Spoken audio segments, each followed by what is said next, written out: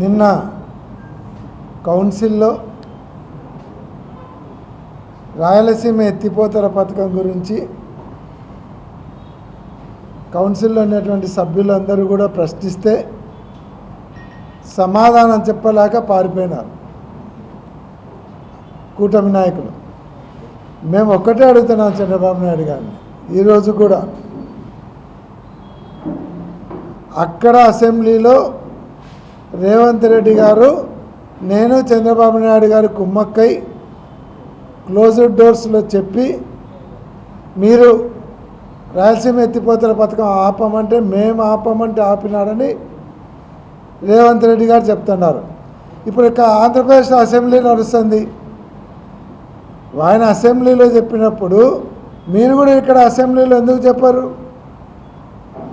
చంద్రబాబు నాయుడు గారు లేదు అసెంబ్లీలో అపోజిషన్ లేదనుకుంటే కౌన్సిల్కి వచ్చి చెప్పండి, కౌన్సిల్లోనే వచ్చి చెప్పాలి కదా. చంద్రబాబు నాయుడు గారు అసెంబ్లీ జరిగేటప్పుడు అక్కడ అసెంబ్లీలో తెలంగాణ ముఖ్యమంత్రి చెప్పిన దానికి క్లారిటీ ఇవ్వాల్సినటువంటి బాధ్యత చంద్రబాబు నాయుడు గారి మీద ఉంది. ఎందుకంటే ఇది 6 జిల్లాలకు జరుగుతున్నటువంటి అన్యాయం. ఈ అన్యాయం గురించి అందరూ ప్రశ్నిస్తుంటే సమాధానం చెప్పాలి. అరే 6 జిల్లాలకు అన్యాయం జరుగుతుంది సమాధానం చెప్పవయ్యా అంటే అసెంబ్లీలో దేని గురించి చెప్తాడు? ఆయన హెరిటేజ్ సంస్థకు గురించి మాట్లాడతాడు. హెరిటేజ్ సంస్థ గురించి అసెంబ్లీలో కాదు మాట్లాడాల్సింది, మీరు బయట ప్రెస్ మీట్ పెట్టుకోండి. హెరిటేజ్ సంస్థను ఆల్రెడీ మీరు దాన్ని ముంచేసినారు. 654 రూపాయలు ఉండే షేర్ వాల్యూను మీ దెబ్బకు మీరు లడ్డూ ఇష్యూ తెచ్చేసరికి హెరిటేజ్ కంపెనీ చరిత్ర అంతా బయటకు వచ్చేసరికి 350 రూపాయలకు 338 రూపాయలకు వచ్చింది మొన్న చూస్తే. పాపం అత్త కోడళ్ళు వాళ్ళు భువనేశ్వరి గారు తర్వాత బ్రాహ్మణి గారు కష్టపడి ఆ కంపెనీని ఒక లెవెల్కి తీసుకుపోతే మీరు ఒక లెవెల్కి దించినారు, దాన్ని లెవెలే లేకుండా చేసినారు. దాని గురించి ఎవరు అడిగినారు మిమ్మల్ని? 6 జిల్లాలకు ఉపయోగపడేటువంటి రాయలసీమ ఎత్తిపోతల పథకం గురించి చెప్పాల్సిన బాధ్యత పెట్టుకొని హెరిటేజ్ కంపెనీకి నాకు సంబంధం లేదు, హెరిటేజ్ కంపెనీకి తిరుపతి నెయ్యి కల్తీకి సంబంధం లేదు, నేను చెప్పినాను మా వాళ్ళకు గవర్నమెంట్కి ఎటువంటి సప్లై చేయలేదని. మీ ప్రాతిపత్యం నిరూపించుకొని మేము అడగడం లేదు. మాకు రాయలసీమ ఎత్తిపోతల పథకం గురించి ఎందుకు చెప్పలేదు? నిన్న ఇరిగేషన్ మీద మాట్లాడినప్పుడు రేవంత్ రెడ్డి గారు చెప్పిన దానికి మన అసెంబ్లీలో మీరు ఎందుకు క్లారిటీ ఇవ్వలేదు? మీరు ఎందుకు రాయలసీమ ఎత్తిపోతల పథకాన్ని మేము మళ్ళీ పునఃప్రారంభిస్తామని ఎందుకు చెప్పలేకపోయినారు? ఏమనంటే ఆఫ్టర్ ఆల్ 20 TMC ఏమైతే దాంతో అంటాడు. 20 TMCలు అంటే 20 లక్షల ఎకరాలు, 2 లక్షల ఎకరాలు 20 TMCలు అంటే 2 లక్షల ఎకరాలు అంటే వరి ధాన్యం పండిస్తే 1 కోటి బస్తాల వరి ధాన్యం వస్తుంది. ఉందే ఏమన్నా? దాన్ని ఆఫ్టర్ ఆల్ అంటారా? రెండోది, నిన్న అసెంబ్లీ జరిగేటప్పుడు చెప్పకుండా పారిపోతారా? కౌన్సిల్ అడిగితే సమాధానం లేదు. ఈరోజైనా సరే అసెంబ్లీలో అక్కడ రేవంత్ రెడ్డి గారు చెప్పింది నిజమా అబద్ధమా అసెంబ్లీలో ఆయన అనౌన్స్ చేయాలి, స్టేట్మెంట్ ఇవ్వాలన్న అసెంబ్లీలో. ఇదేదో మీ ఇంటి వ్యవహారమో మీ పార్టీ వ్యవహారమో కాదు. 6 ఉమ్మడి జిల్లాలు వాళ్ళ భవిష్యత్తు గురించి ఇది. ఈరోజు ఒక పక్కేమో తెలంగాణలో 800 అడుగులు రాకముందు 800 అడుగుల నుంచి పైకి పెరగకముందే మొత్తం తోడేసుకుంటున్నారు. వాళ్ళని అడిగే ధైర్యం లేదు.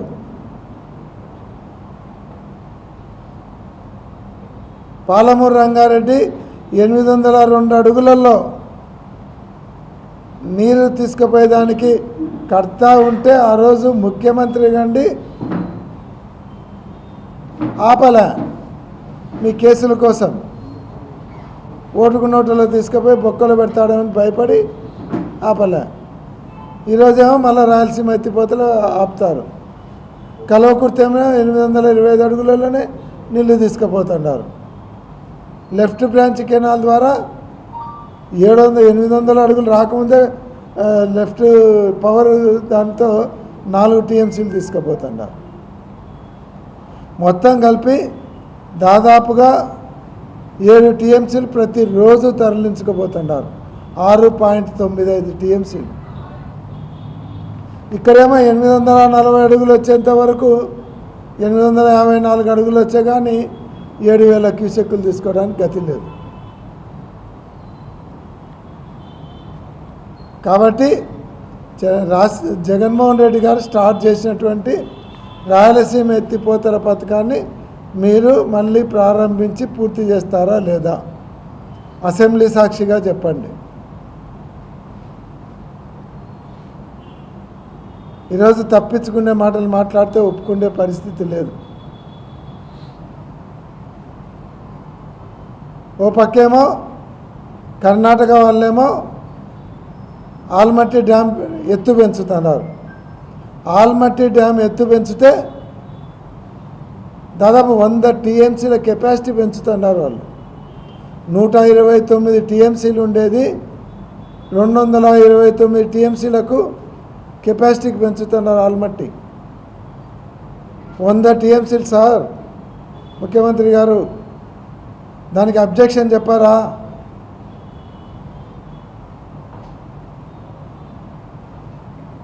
వంద టీఎంసీలు పెంచితే శ్రీశైలానికి నీళ్ళు వస్తాయా? ఆడ వాళ్ళ ప్రాజెక్టు మాది ఫుల్ అయిన తర్వాతనే వదులుతామంటే, ఆల్మట్టి నిండిన తర్వాత నీళ్ళు వదులుతామంటే ఇప్పుడుండే 129 టీఎంసీలు కాక 100 టీఎంసీలు కలిపి 229 టీఎంసీలు పూర్తి అయిన తర్వాత నీళ్ళు ఎప్పుడు వస్తాయి? వచ్చిన తర్వాత అక్కడ వదిలితేమో ఇక్కడ వచ్చేసరికి పాలమూరు రంగారెడ్డి 800 అడుగుల నుంచి కొట్టుకుంటారు, కల్వకుర్తికి 825 అడుగుల నుంచి కొట్టుకుంటారు. పవర్ లెఫ్ట్ సైడ్ ఉన్నటువంటి పవర్తో 800 అడుగులు రాకముందే కొట్టుకుంటారు. ఎప్పుడు 854 అడుగులు వచ్చాయి? ఎప్పుడు పోతిరెడ్డిపాడుకు నీళ్ళు వచ్చాయి? ఎప్పుడు తెలుగుగంగకు నీళ్లు పోతాయి? ఎప్పుడు గోరుకాల్ రిజర్వాయర్కు నీళ్ళు వచ్చాయి? ఎప్పుడు గండికోటకు నీళ్ళు పోతాయి? ఎప్పుడు నెల్లూరు జిల్లాకు నీళ్ళు పోతాయి? ఇదంతా ఏం పట్టాలా మీకు? ఇవన్నీ ఆలోచించే జగన్మోహన్ రెడ్డి గారు 800 అడుగులలో రాయలసీమ ఎత్తిపోతల పథకాన్ని మొదలుపెట్టి 3,700 కోట్లతో దాన్ని స్టార్ట్ చేసి 795 కోట్ల రూపాయల వర్క్ కూడా పూర్తయింది. అది పోతిరెడ్డిపాడు కంటే కిందలో దాన్ని ఎత్తిపోస్తే 800 అడుగులలో నీళ్ళు వస్తాయని పెడితే మీకు ఆఫ్టర్ ఆల్ మీ శిష్యుడు అడిగినాడని శిష్యునికి బహుమానం ఇచ్చారా? అంటే అమరావతి తప్ప ఏం కనపడదా? రాయలసీమ ఎట్లా పోతేనే మీకు పట్టదా? అక్కడేమో విశాఖపట్నంలో వేల కోట్లు రాయితీలు ఇస్తారా? ఇండస్ట్రీస్కి అన్ని రాయితీలు ఇస్తారు. మొత్తం పొలాలన్నీ 99 పైసలకు అడ్డగోలు ఇస్తారు. ఇక్కడ రాయలసీమలో ఉండేటువంటి ఏకైక కడప ఉక్కు ఫ్యాక్టరీకి మాత్రం రాయితీలు ఇయ్యరు. కడప ఉక్కు ఫ్యాక్టరీ ఏం పాపం చేసిందా రాయలసీమలో ఉంది? దానికి రాయితీలు ఇచ్చి కడప ఉక్కు ఫ్యాక్టరీ స్టార్ట్ అయితే ఆడ విశాఖపట్నానికి ఉక్కు ఎంత పెద్ద ఇదైపోయిందో. ఇక్కడ కడప ఉక్కు ఫ్యాక్టరీ వస్తుంది, రాయలసీమ జిల్లాలందరికీ ఉపాధి అవకాశాలు దొరుకుతాయి. పోనీ రాయలసీమ వాళ్ళందరూ, విశాఖపట్నం బాగుండాలి, అమరావతి బాగుండాలి. ఇక్కడ గుండ్రేవుల ప్రాజెక్టుకు 4,000 కోట్లు ఇవ్వండి, గుండ్రేవుల ప్రాజెక్టు పూర్తి అవుతుందంటే దానికి ఇయ్యరు. వచ్చి ఫౌండేషన్ స్టోన్ వేసిపోతారు. 2019 ఫిబ్రవరి నెలలో వచ్చి ఫౌండేషన్ స్టోన్ వేసిపోయినారు. ఇంతవరకు అతి లేదు. దాని చుట్టూ పెరిగిన పిచ్చి మొక్కలు పీకేటోడు కూడా లేడు. ఈరోజు మీ శిష్యుడు ఉన్నాడు కదా, ఆయన మీద ప్రేమతో రాయలసీమ ఎత్తిపోతల పథకాన్ని పణంగా పెట్టాము కదా, మరి దీనికి గుండ్రేవులకు కలిసి చేసుకుందామని అడుగు. మీకే నోర్లు పడిపోయినాయా? ఎందుకు ఇవ్వరు? ఎందుకు అడగవు? ఎందుకు గుండ్రేవుల కట్టవు? గుండ్రేవుల కడితే కేసీ కెనాల్ కావచ్చు, కర్నూలు జిల్లా మొత్తం కూడా అటు అనంతపూర్ జిల్లాకు ఉపయోగం ఉంటుంది ఒక లైన్ తీసుకుంటే. ఇక్కడ 4,000 రూపాయలు రాయలసీమ కోసం ఖర్చు పెట్టరు. అమరావతిలో నువ్వు మునిగిపోయే చోట కట్టి బిల్డింగులు, ఆ బిల్డింగులు మునిగిపోకుండా నీళ్ళు ఎత్తిపోయడానికి 6,000 కోట్ల. అంత పిచ్చోళ్ళగా కనపడుతున్నారా రాయలసీమ వాళ్ళు? ఆడ నీళ్ళు ఎత్తిపోయే బిల్డింగులు మునిగిపోకుండా నీళ్ళు ఎత్తిపోయడానికి 6,000 కోట్లు ఖర్చు పెడతారు. ఇక్కడ గుండ్రేవుల కడితే రాయలసీమ అంతా సస్యశ్యామలం అవుతా అంటే దీనికి ఖర్చు పెడతారు. ఇదేనా సవతి ప్రేమ అంటే? అందుకే మీ దుర్మార్గాలు చూసి చూసి విసిగెత్తిపోయి రాయలసీమ వెనుకబాటుతనం మీద, రాయలసీమ ప్రాజెక్టుల మీద, రాయలసీమ ఎత్తిపోతల పథకం మీద వైఎస్ఆర్ కాంగ్రెస్ పార్టీ ఉద్యమ బాట పడతా ఉంది. పోతిరెడ్డిపాడు దగ్గర ఒక పెద్ద ఎత్తున మీటింగ్ పెట్టాం, దానికి పర్మిషన్ ఇయ్యరు. రైతులందరూ కలిసి మీటింగ్ పెట్టుకుంటా ఉంటే పర్మిషన్ ఇయ్యరు. అది ఎప్పుడు పర్మిషన్ ఇచ్చారు? తెల్లవారితే మీటింగ్ అంటే సాయంత్రం 4 గంటలకు ఇచ్చారు. అంటే ఎవరికి తెలియకూడదు, ఎవరు రాకూడదు అని పెట్టుకుంటా ఉన్నారు. మళ్ళీ 1వ తేదీ కడప జిల్లాలో, కడప పట్టణంలో ఈ ఇష్యూస్ అన్నిటి మీద, రాయలసీమకు జరుగుతున్నటువంటి అన్యాయం మీద, రాయలసీమ ఎత్తిపోతల పథకం మీద, అలాగే రాయలసీమ వెనుకబాటుతనానికి మీరు చేసినటువంటి అన్యాయాన్ని ప్రశ్నించడానికి, ఒక కార్యాచరణ రూపొందించడానికి, పోరాటానికి కడపలో 1వ తేదీన మీటింగ్ పెట్టుకొని అక్కడ చేయబోయే పోరాటానికి కార్యాచరణ రూపొందించడానికి 6 జిల్లాలలో ఉండేటువంటి మొత్తం 6 జిల్లాలలో ఉండేవాళ్ళు అక్కడ రావాలని, లేకుంటే వెలుగోడు రిజర్వాయర్తో పాటు సోమశిల, కండలేరు రిజర్వాయర్లలో కనీసం 35 టీఎంసీలు నిలువ అంటే కానీ తీసుకోవాలి, 35 టీఎంసీలని. అప్పుడే చెన్నైకి మనము 15 టీఎంసీలు ఇవ్వగలుగుతాం. దానికి అన్యాయం జరగకుండా, అలాగే ఏవైతే ప్రకాశం జిల్లా, నెల్లూరు జిల్లా, రాయలసీమకు రావాల్సినటువంటి హక్కులను కాపాడుకునేదానికి ఈ కార్యాచరణ చేస్తుంది. నిన్న వెలుగొండ పోయినాడు చంద్రబాబు నాయుడు గారు. వెలుగొండ టన్నలు మొత్తం నేనే పూర్తి చేస్తున్నాను అన్నాడు. ఉందే ఏమన్నా? వెలుగొండ స్టార్ట్ చేసింది రాజశేఖర రెడ్డి గారు. రాజశేఖర రెడ్డి గారు, జగన్మోహన్ రెడ్డి గారు కలిసి వాళ్ళ పీరియడ్లో జరిగినది 30 కిలోమీటర్ల టన్నల్ చేయడం జరిగింది.